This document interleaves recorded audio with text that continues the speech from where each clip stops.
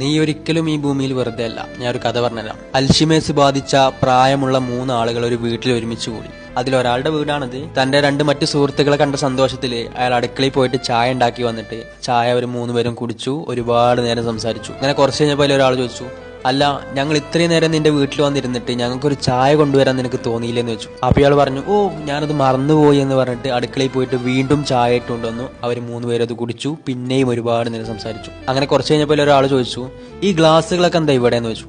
അപ്പോൾ ഇയാൾ പറഞ്ഞു, അത് ഇന്നലെ കുറച്ച് ഗസ്റ്റുകളോട് വന്നിരുന്നു, അവർ കുടിച്ചിട്ട് പോയതാണ്. ഈ ഗ്ലാസ് കണ്ടപ്പോൾ ഓർത്ത് ഞാൻ നിങ്ങൾക്ക് ചായ തന്നിട്ടില്ല എന്ന് പറഞ്ഞിട്ട് അയാൾ അടുക്കളയിൽ പോയിട്ട് വീണ്ടും ചായ ഇട്ട് കൊണ്ടുവന്നു. അവർ 3 പേരും അത് കുടിച്ചു. പിന്നെയും ഒരുപാട് നേരം സംസാരിച്ചു. ഇതിങ്ങനെ തുടർന്നുകൊണ്ടേയിരുന്നു. അതിലൊരാള് ഷുഗർ പേഷ്യന്റ് ആയിരുന്നു.